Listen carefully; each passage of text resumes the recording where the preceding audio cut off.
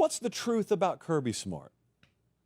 What is the truth about Kirby Smart? Well, to me, the truth about him is he is the top head coach in the game today. Point blank, that's my opinion on him. 2024, for those of you who disagree, is prime evidence. You say, so, well, what are you talking about? They didn't win the national title last year. I know. It was viewed as a down year, and yet they won their conference.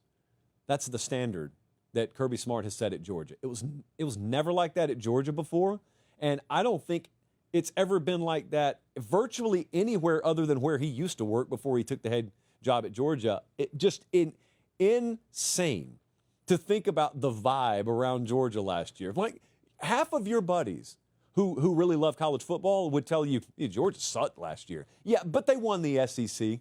That's a down year for them now. He's the only guy to even remotely come close to duplicating what Saban had at Alabama. And he was there for a long time. You could make a good argument that those defenses were never as good once he left as they were when he was there. There's a little bit, I think, to be said about how offenses sort of evolved simultaneous to Kirby leaving, but I would counter with, well, look at how good his defenses were when he got to Georgia. Like Georgia's defenses were by and large better than Bama's once he got to Georgia. They had trouble beating Bama, but strictly defensively speaking, Kirby was and is really good. I had someone tell me one time, I've heard people say this about Belichick, and I've heard him say it about Kirby Smart, and that is he could be a position coach in any room and be the best position coach on the staff, offensive or defensive. And I certainly believe that defensively, and they're probably not wrong about him offensively either. He was like a running backs coach for 1 year at Georgia, by the way. It's just memory hold. No one remembers that. But when he was an assistant there, I think he was a running backs coach 1 year. So I always had a theory about when he left Bama.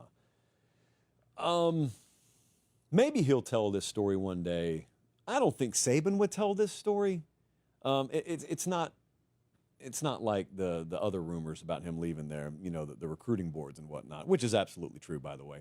But it's not that. It's the fact that I'm a believer Nick Saban never worried about any of his other assistants leaving and ever being able to match what he did at Alabama, because Saban knew how hard it was to do what he did at Alabama and how perfect the machine has to be built in all aspects. And so he looked around and said, it doesn't even matter if any of these guys are clones of me.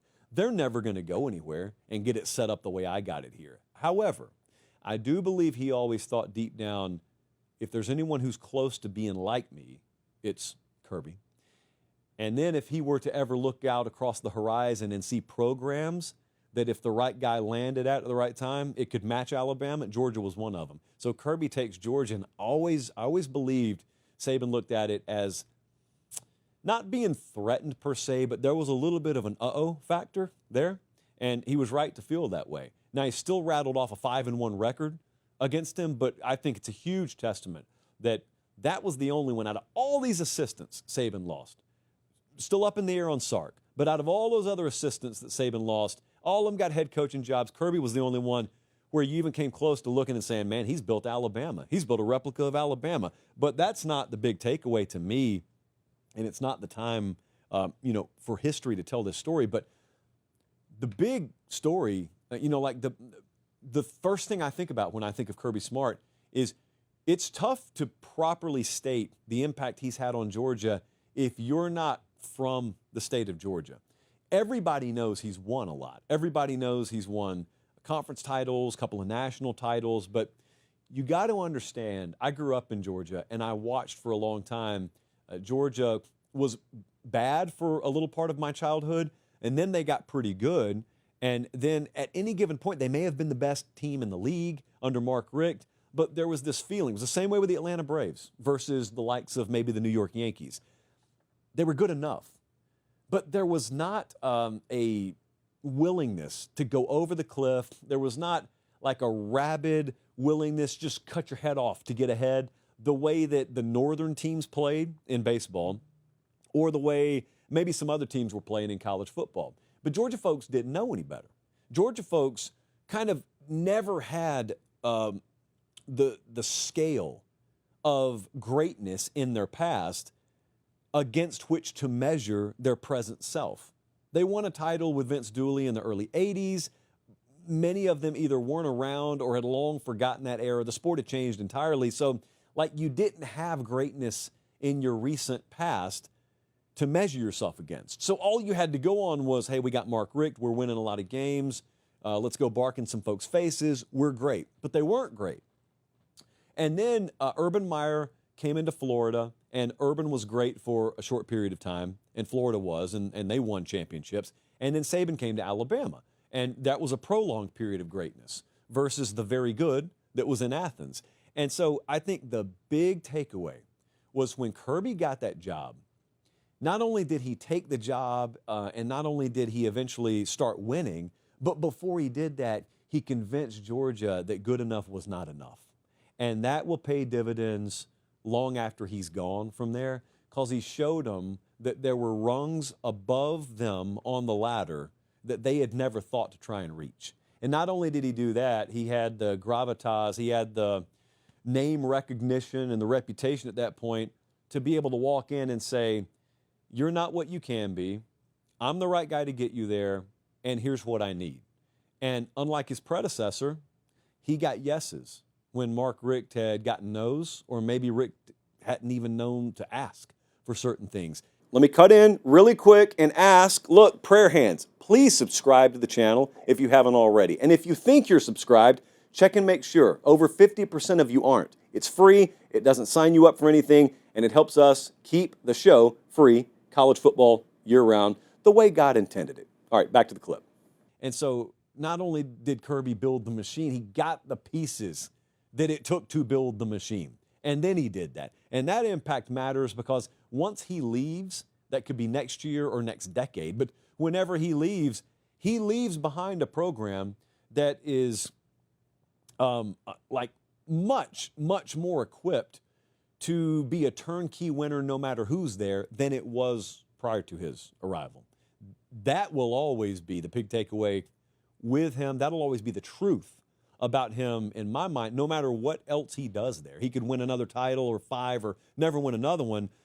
His legacy is already secured there. The past few years, I think also another truth here, I think the past few years for him have been a much bigger struggle than he'd ever admit publicly or that ever let on, because he understands how good they have it there. But I think, I don't know the best way to put this, there are non-negotiables he has that are negotiables for a lot of other people.